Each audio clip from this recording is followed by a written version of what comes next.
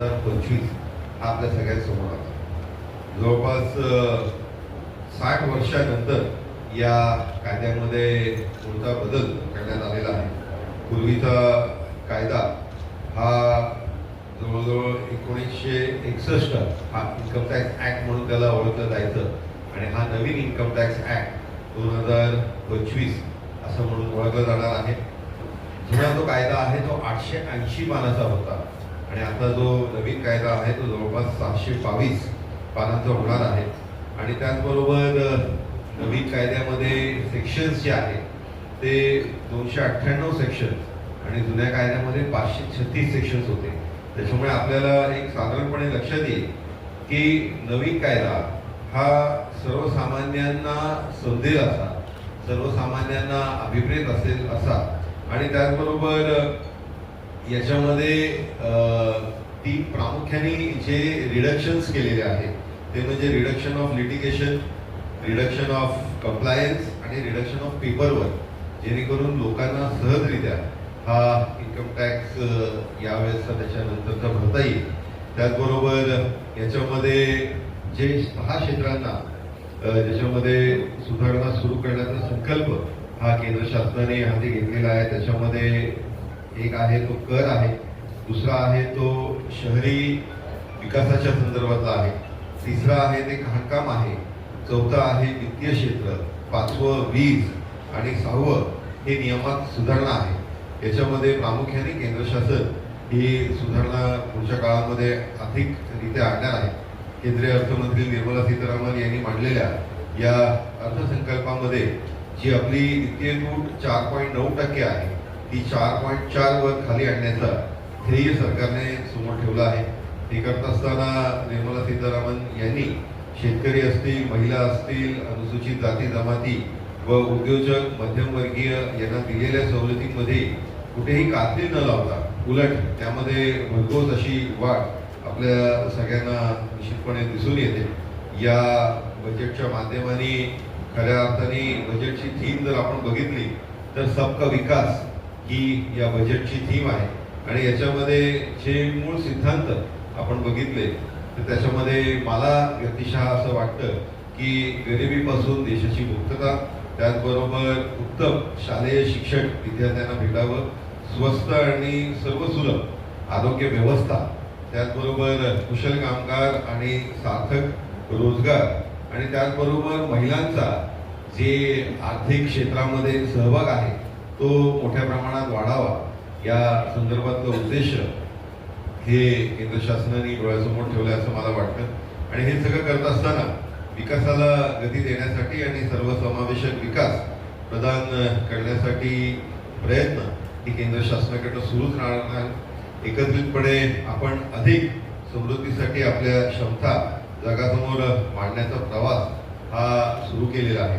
सर्व विकसनशील अर्थव्यवस्थांमध्ये भारतीय अर्थव्यवस्था ही सर्वात वेगाने वाढत आहे की आपण सातत्याने जगाच्या पाठीवरती बघतोय. पुढील 5 वर्ष विकासाला चालना देण्यासाठी आम्हाला अद्वितीय संधी या बजेटच्या माध्यमाने दिसत आहेत. पुढील 5 वर्ष विकासाला चालना देण्यासाठी आम्हाला ज्या अद्वितीय संधी दिसत आहे त्याचबरोबर गेल्या 10 वर्षांचा आमचा विकासाचा जो इतिहास आहे आणि जी संरचनात्मक सुधारणांची जागतिक लक्ष हे वेधण्याचं उद्देश हे केंद्र शासनाच्या समोर आहे. विकसित भारत, शून्य गरिबी, 100% दर्जेदार शिक्षण, व्यापक आरोग्य सेवा याचा समावेश या बजेटच्या माध्यमाने करण्यात आलेला आहे. त्याचबरोबर अर्थसंकल्पांचं केंद्रबिंदू सर्वांना समावेशक मार्गावर घेऊन जाणार हे आहे. या योजनेचा पाठबळ या बजेटला देण्याचं काम करण्यात आलं जेणेकरून हे सगळे उद्देश साधण्याचा एक दृष्टिक्षेप आपण डोळ्यासमोर ठेवला आहे. ते काही मोजक्या योजनांचा आपल्यासमोर मुद्दा मी उल्लेख करत आहे की पुढच्या 5 वर्षात PM रिसर्च फेलोशिप स्कीम याच्यामध्ये 10,000 फेलोशिप्स मिळणार आहेत. त्याचबरोबर पुढच्या 5 वर्षात दुसरी जीन बँक हे स्थापन करण्याचा उद्देश केंद्र शासनाचा आहे. ज्ञान भारत मिशन याच्यामध्ये सर्वेज असतील, कन्झर्वेशन असतील, डॉक्युमेंटेशन असतील असे जवळपास 1 कोटी हस्तलिखित डॉक्युमेंटेशनचं जतन करण्याचं काम हे केंद्र शासनाच्या माध्यमाने होणार आहे. न्यूक्लिअर एनर्जी मिशन याच्यासाठी 20,000 कोटी या संदर्भातली तरतूद केंद्र शासनाकडनं केलेली आहे. मेरीटाईम डेव्हलपमेंट फंडसाठी 25,000 कोटी आणि त्याचबरोबर आपल्या सगळ्यांच्या मनात जो सातत्याने प्रश्न असतो की महाराष्ट्रासाठी काय, तर मुंबई मेट्रो याच्यासाठी 1,255.6 कोटी, त्याचबरोबर पुणे मेट्रोसाठी 699.13 कोटी, MUTP साठी 511.48 कोटी, त्याचबरोबर MMR साठी एकात्मिक आणि हरित प्रवासी सुविधा याच्यासाठी 792.35 कोटी, मुंबई अहमदाबाद हायस्पीड रेल्वे कॉरिडॉरसाठी 4,004.31 कोटी, सर्वसमावेशक विकासासाठी इकॉनॉमिक क्लस्टर याच्यासाठी 1,094.58 कोटी, महाराष्ट्र ग्रामीण सौर जोड सुधार प्रकल्प याच्यासाठी 683.51 कोटी, महाराष्ट्र ॲग्रो बिझनेस नेटवर्क याच्यासाठी 596.57 कोटी, त्याचबरोबर नाग नदी सुधार प्रकल्प याच्यासाठी 295.64 कोटी, त्याचबरोबर मुळा मुठा नदी याच्या संवर्धनासाठी 229.94 कोटी, ऊर्जा कार्यक्षम उपसा सिंचन प्रकल्प याच्यासाठी 186.44 कोटी, बजेटमधून 50 वर्षांची बिनव्याधी कर्ज पायाभूत सुविधांसाठी राज्याला आपल्याला मिळणार आहे आणि त्याचबरोबर कापसाच्या नवीन मिशनचा राज्यातील शेतकऱ्यांना फार मोठा फायदा होणार. राज्यात जवळजवळ 55,000 हेक्टर कापसाची लागवड ही होत आहे. त्याच्यामुळे कापूस संदर्भातलं जो केंद्र शासनाचा उद्देश आहे त्याच्यामध्ये कापूस उत्पादकता वाढवण्यासाठी प्रोत्साहन देणे आणि त्याचबरोबर दर्जेदार कापूस उत्पादनासाठी केंद्र शासनाची भरीव अशी ही योजना आहे. शेतकऱ्यांसाठी काही विशेष योजना आहेत आणि काही महत्त्वाच्या घोषणा आहेत. त्याच्यामध्ये जे केंद्र शासनाचं एक अत्यंत महत्त्वाकांक्षी आणि एक नवीन योजना जी चालू केली ती पंतप्रधान धनधान्य कृषी योजना. या योजनेच्या याच्यामध्ये राज्यांसोबत भागीदारी ही केंद्र शासनाची राहणार आहे आणि त्याच्यामध्ये प्रामुख्याने 100 जिल्हे हे निवडले जाणार आहेत की तिथे आवर्जून याच्यामध्ये प्रगती व्हावी या दृष्टिकोनाने काम केलं जाईल आणि 1.7 कोटी शेतकऱ्यांना याचा थेट फायदा होईल या संदर्भातला उद्देश या पंतप्रधान धनधान्य कृषी योजनेचा आहे. त्याचबरोबर खाद्यतेल आत्मनिर्भरता आणि 6 वर्षाची मोहीम यासाठी याच्यामध्ये तूर असेल, उडीद असेल, मसूर असेल याच्या उत्पादनावर आपल्याला शेतकऱ्यांकडून पुढील 4 वर्षांमध्ये चांगल्या पद्धतीची खरेदी करण्याचं केंद्र शासनाचं धोरण आहे. याच्यामध्ये मकानाचा एक बोर्ड स्थापन केलेला आहे. आपल्याला माहिती आहे की मकाना हा फार मोठ्या प्रमाणात आता एक डिमांड याची क्रिएट झाली आहे. त्याच्यामुळे निश्चितच शेतकऱ्यांना याचा फार मोठा फायदा होईल. डाळींमध्ये स्वावलंबी होण्यासाठी सरकार 6 वर्षांचा कार्यक्रम हा सुरू करणार असून त्याच्यामध्ये तूर असेल, उडीद असेल, मसूर असेल या पिकांवर विशेष लक्ष केंद्रित करण्याचं काम हे केंद्र शासनाचं आहे.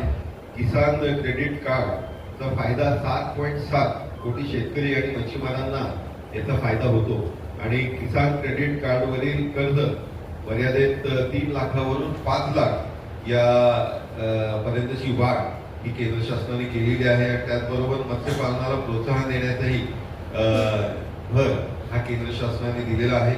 स्वयंपूर्ण शेती सिंचन सुधारणा, वित्तपुरवठा सुलभता आणि पायाभूत सुविधा विकास यावर दिलेला भर हा निश्चितपणे उपयुक्त ठरेल. अर्थात या योजनेची यशस्वी अंमलबजावणी ही झाली तर भारतातील शेती अधिक सक्षम, आधुनिक आणि किफायतशीर होईल असा विश्वास खरं तर या बजेटला बघितल्यानंतर आपल्या सगळ्यांना होईल असं मला वाटतं. त्याचबरोबर इतर देशांच्या तुलनेत आपल्या संदर्भातली कृषी या क्षेत्रामध्ये प्रगती ही निश्चितपणे चांगली आहे आणि महिलांचा कृषी आणि ग्रामीण विकासातील सहभाग हा वाढवण्याच्या दृष्टिकोनाने, त्याला चालना भेटण्याच्या दृष्टिकोनाने केंद्र शासन याच्यामध्ये भरीव असं काम कामगिरी पुढच्या काळामध्ये करणार आहे आणि त्याच्यामुळे प्रक्रिया उद्योगावरही भर देण्याचं काम हे केंद्र शासन यांनी योजिलेलं आहे आणि त्याच्यामुळे आपल्याला मगाशी मी सांगितल्याप्रमाणे की प्रधानमंत्री धनधान्य कृषी योजना असेल किंवा क्रेडिट कार्ड कृषी क्रेडिट कार्डच्या संदर्भातलं असेल याच्यामध्ये फार मोठ्या प्रमाणात फायदा होत असताना भाज्या आणि फळांसाठी सर्वसमावेशक योजना व त्याच्यामध्ये फळे आणि भाजीपाला उत्पादन वाढवण्यासाठी ही उपाययोजना निश्चितपणे FPO आणि सहकारी संस्था याच्या सहायतेने आपल्याला शेतकऱ्यांपर्यंत पोहोचवता येईल. याच्यामध्ये उद्योग क्षेत्रासाठी देशात 5.7 कोटी लघु उद्योग आहेत आणि त्याद्वारे 7.5 कोटी रोजगार मिळणार आहे. प्रथमच व्यवसाय करणाऱ्या 5 लाख ज्या महिला आहेत अनुसूचित जाती आणि अनुसूचित जमातीच्या उद्योजकांना सरकार 2 कोटी रुपयांचं कर्ज हे देणार आहे. लघु मध्यम उद्योगांना भांडवल उभारणं हे सोपं करण्याचं काम केंद्र शासनाच्या माध्यमाने होणार आहे. उद्योगांसाठी नवीन क्रेडिट कार्ड लॉन्च करणार आणि त्याचबरोबर पहिल्या वर्षी 10 लाख कार्ड देण्याचा मानस हा केंद्र शासनाचा आहे. MSMEंना 20 कोटींपर्यंतचं कर्ज, स्टार्टअपचं क्रेडिट कार्ड लिमिट ही 20 कोटी करण्यात आली. मागास वर्गातल्या महिलांच्या योजना आणि त्याचबरोबर कौशल्य विकास प्रशिक्षण, त्याचबरोबर 5 लाख महिलांना प्रशिक्षण, जे कापडांचे फुटवेअर आहे त्या बनवणाऱ्यांसाठी योजना, त्याचबरोबर भारताला जगाच्या पाठीवर आपण उत्तम आणि प्रगतीशील देश हे बनवत असताना एक फार छोटंसं क्षेत्र जरी असलं तरी जे खेळणी बनवणारं केंद्र आहे म्हणजे जिल्हे जे स्टेट या खेळणी बनवतात त्यांना एक चांगल्या रोजगाराची संधी उपलब्ध होण्याच्या दृष्टिकोनाने पावलं. त्याचबरोबर नॅशनल मॅन्युफॅक्चरिंग मिशनची स्थापना, मेडिकल टुरिझमसाठी महत्त्वाची पावलं हे केंद्र शासनाकडनं उचलली जाणार आहेत आणि त्याच्यामुळे निश्चितच परदेशातनं फार मोठ्या प्रमाणात आपल्याकडे आरोग्य व्यवस्थेसाठी ही जी लोक या इकडे येत असतात त्यांना एक चांगली सुविधा याच्या माध्यमाने भेटेल. मिशन मॅन्युफॅक्चरिंग शासनाने हाती घेतलेला आहे. आरोग्य क्षेत्रासाठी जी तरतूद आहे त्याच्यामध्ये कॅन्सर आणि दुर्मिळ आजाराचा सामना करणाऱ्या रुग्णांसाठी 36 औषधांवरील बेसिक कस्टम ड्युटी ही माफ करण्याचा निर्णय केंद्र शासनाने घेतला आहे आणि त्याच्यामध्ये 6 जीवनावश्यक औषधांवरची 5% ड्युटी माफ करण्यात आली. सक्षम अंगणवाडी आणि पोषण 2.0 याच्यामधनं 8 कोटी मुलांना आणि त्याचबरोबर 1 कोटी गरोदर महिलांना आपल्याला 20 लाख या इकडे मुलींसाठी मोठ्या पद्धतीत मदत करता येईल. सगळ्या जिल्हा रुग्णालयामध्ये कॅन्सर डे केअर सुरू करण्याचा निर्णय हा शासनाने घेतला आहे. त्याच्यामुळे आरोग्य ही व्यवस्था उत्तम करण्याचं काम हे केंद्र शासनाच्या या बजेटच्या माध्यमाने होईल असं मला वाटतं. भारतीय भाषा पुस्तक योजना लागू करण्यात येणार आहे. यातून शाळा आणि उच्च शिक्षणासाठी भारतीय भाषांमध्ये पुस्तकं उपलब्ध करून दिली जाणार आहे. यातून विद्यार्थ्यांना त्यांचे विषय त्यांच्या भाषेत समजून घेणे हे सोपे होईल. IT क्षमता ही वाढवण्याचं काम केंद्र शासन करणार आहे आणि जवळपास 6500 जागा या वाढवल्या जाणार आहेत. AI च्या माध्यमाने 3 अभ्यासासाठी केंद्र उघडण्याचं काम हे केंद्र शासन करणार आहे आणि तसंच कृषी असेल, आरोग्य असेल, इनोव्हेशनमध्ये AI चा वापर हा जास्तीत जास्त पद्धतीमध्ये केला जावा हा याच्या मागचा मुख्य उद्देश आहे असं मला तरी व्यक्तिशः वाटतं. मुळात AI च्या संदर्भातलं बोलत असताना AI आपल्याला कल्पना आहे की फार मोठ्या प्रमाणात AI चा वापर या सगळ्या क्षेत्रामध्ये होत असतो. आपण सहजासहजी आपल्या जीवनामध्ये बघितलं तर AI चा फार मोठ्या प्रमाणात आपण सगळेच वापर करतो आणि त्याच्यामुळे 10,000 ॲडिशनल सीट्स याच्यामध्ये आपल्याला मेडिकल एज्युकेशनमध्ये आपण तयार करणार आहोत आणि 75,000 सीट्स या नवीन 5 वर्षामध्ये वाढवण्याचं काम हे खरं तर केंद्र शासन करत आहे. त्याचबरोबर गेल्या 10 वर्षामध्ये 23 IIT मध्ये विद्यार्थ्यांची संख्या ही 100% वाढली आहे. 2014 नंतर स्थापन झालेल्या 5 IIT मध्ये 6,500 विद्यार्थ्यांसाठी अतिरिक्त पायाभूत सुविधा निर्माण करण्यासाठी निधी वळवण्याचा आणि प्रस्ताव अर्थसंकल्पात आहे. IIT पटनाच्या देशात विस्तार करण्याचीही सरकारची योजना आहे. पुढील 5 वर्ष संपूर्ण भारतातील मेडिकल कॉलेजेसमध्ये मगाशी मी अगदी सांगितल्याप्रमाणे 10,000 जागांची भर पडणार आहे आणि पुढील 5 वर्षात 75,000 जागांची भर ही घालण्याची सरकारची योजना ही आहे. सर्वात महत्त्वाचं म्हणजे अटल टिंकरिंग लॅब अशा 50 लाख लॅब पुढच्या 5 वर्षामध्ये सरकारी शाळांमध्ये उभे केले जाणार आहे. सर्व सरकारी माध्यमिक शाळा आणि प्रायमरी आरोग्य केंद्रांचं ब्रॉडबँड सेवा यांना पुरवली जाणार आहे, जेणेकरून चांगली कनेक्टिव्हिटी ही निश्चितपणे आपल्या सगळ्यांना उपलब्ध होऊ शकेल. येत्या 5 वर्षामध्ये देशात सुमारे 50,000 अटल टिंकरिंग लॅब स्थापन करत असताना ग्रामीण आणि दुर्गम भागात चांगल्या प्रकारे समजून घेण्यासाठी शिक्षण देण्याच्या उद्देशाने सरकार भारतीय भाषा पुस्तक योजनेद्वारे भारतीय भाषांमध्ये शिक्षणाला प्रोत्साहन देणार आहे. त्याचबरोबर तरुणांना मेक इन इंडिया आणि मेक फॉर द वर्ल्ड साठी आवश्यक कौशल्य विकसित करण्याच्या दृष्टिकोनाने जागतिक कौशल्यसह देशात सुमारे 5 नॅशनल सेंटर ऑफ एक्सिलन्सची स्थापना केली जाणार आहे. पायाभूत सुविधांसाठी तरतूद आणि त्याच्यामध्ये पायाभूत सेवांच्या विकासासाठी राज्यांना मोफत कर्ज देण्याचं मानस हे केंद्र शासनाचं आहे. 50 वर्षांसाठी 1.5 लाख कोटींचं कर्ज हे कर्जाची तरतूद हे केंद्र शासनाच्या माध्यमाने करण्यात येणार आहे. पर्यटन आणि विमान वाहतूक मध्यमवर्गीयांसाठी चांगल्या पद्धतीमध्ये विमान वाहतूक उपलब्ध व्हावी आणि त्याचबरोबर परवडणाऱ्या घरांची अतिरिक्त 40,000 युनिट्स 2025 मध्ये पूर्ण केली जातील. या संदर्भातलं या बजेटमध्ये आपल्याला दिसून येतं. वैयक्तिक प्राप्तिकर सुधारण्याच्या संदर्भातलं आपल्या सगळ्यांना माहितीच आहे, कारण आपण सगळ्यांनी याच्यामध्ये खरं तर बऱ्याचशा चर्चासत्रांमध्येही भाग घेतला असेल किंवा ऑनलाईन यूट्यूब चॅनल्सच्या माध्यमानेही आपल्याला बरीचशी माहिती याच्यामध्ये भेटलीच आहे. पण काही बुलेट पॉईंट्स मुद्दाम आपल्यासमोर ठेवू इच्छितो. 12 लाख उत्पन्नापर्यंत आयकर नाही. TDS मर्यादा ज्येष्ठ नागरिकांसाठी 50,000 वरून 1 लाख. घर भाड्यातील TDS मर्यादा 2.40 लाख वरून 6 लाख. अपडेटेड रिटर्न 4 वर्षापर्यंत फाईल करता येणार. कंप्लायन्सचा दबाव कमी करण्यात आलेला आहे. ज्येष्ठ नागरिकांना याच्यामध्ये फायदा होणार आहे. TDS घरभाड्याची मर्यादा ही 6 लाखापर्यंत. उच्च दराच्या TDS पॅन क्रमांक नसल्यास आकारणार. TDS आणि TCSच्या नियमातील गुंता हा कमी करणार. 90 लाख करदात्यांनी अपडेटेड रिटर्न्स भरले.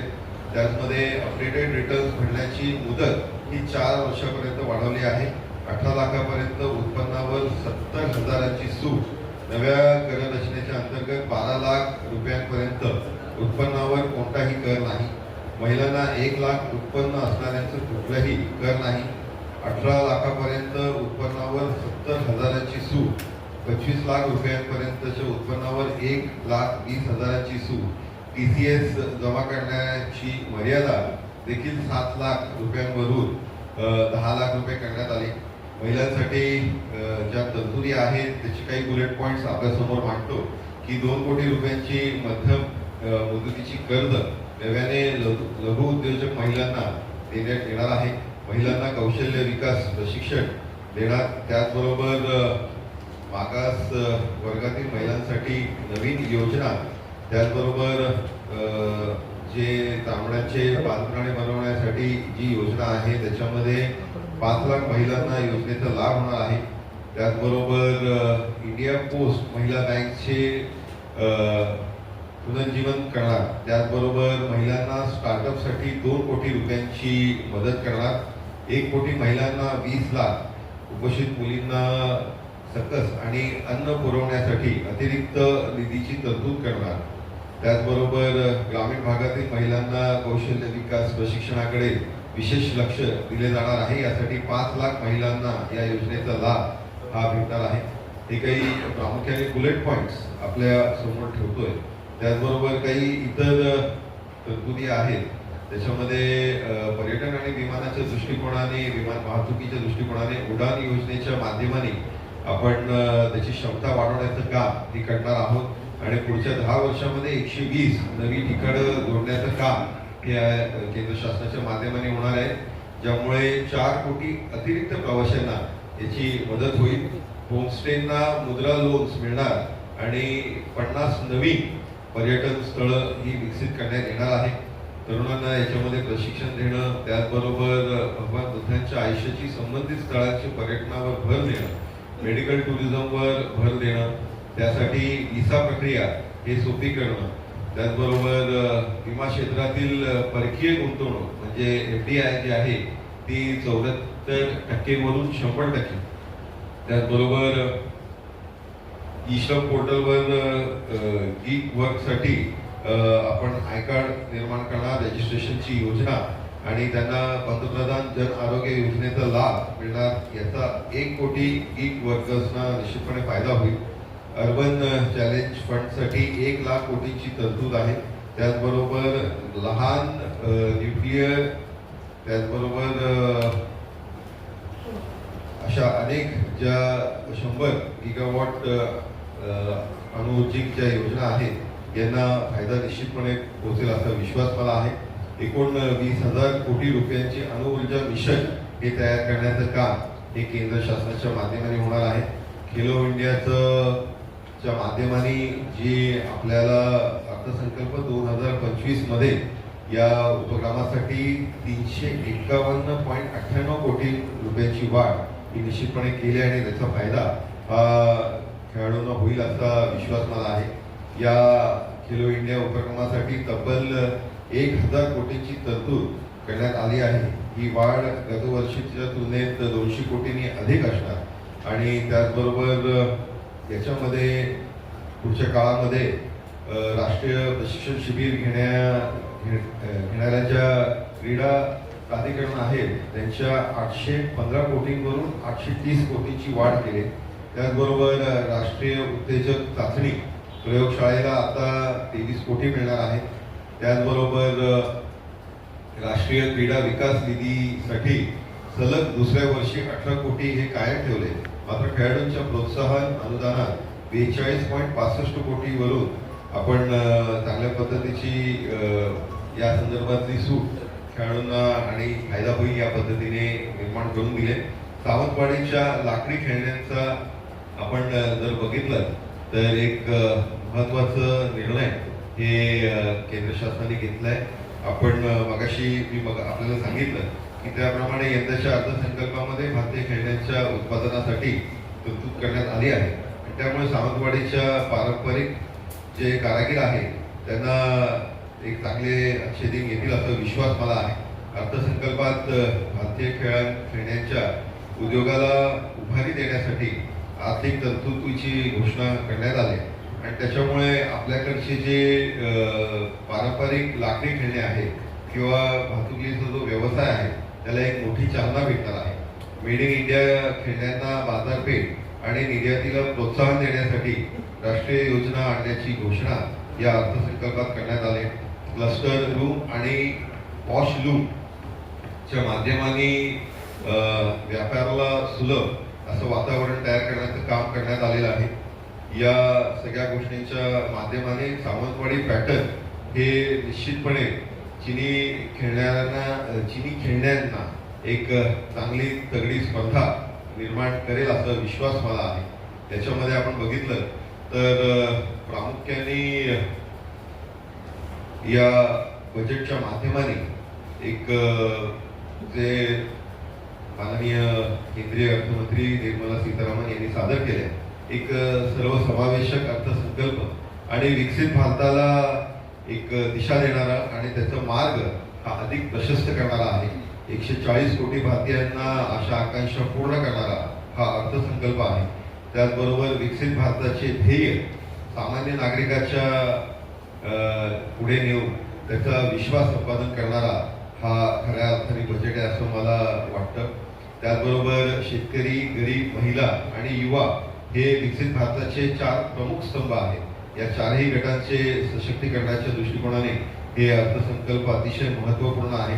सामाजिक क्षेत्र, लहान मुले व युवा शिक्षण, पोषण तसेच आरोग्यापासून स्टार्टअप आणि गुंतवणुकीपर्यंत ज्या ज्या क्षेत्राला गती देण्याचं काम या अर्थसंकल्पाच्या माध्यमाने होईल.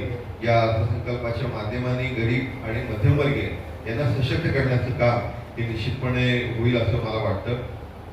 त्याचबरोबर ग्रामीण विकासासाठी कृषी क्षेत्र, उद्योजकता वाढ असेल, रोजगार निर्मिती असेल, MSME क्षेत्र असेल, या सगळ्या गोष्टींमध्ये पायाभूत सुविधा आणि त्याचबरोबर नवीन गुंतवणूक आणण्याचं काम आणि जागतिक स्तरावरती आर्थिक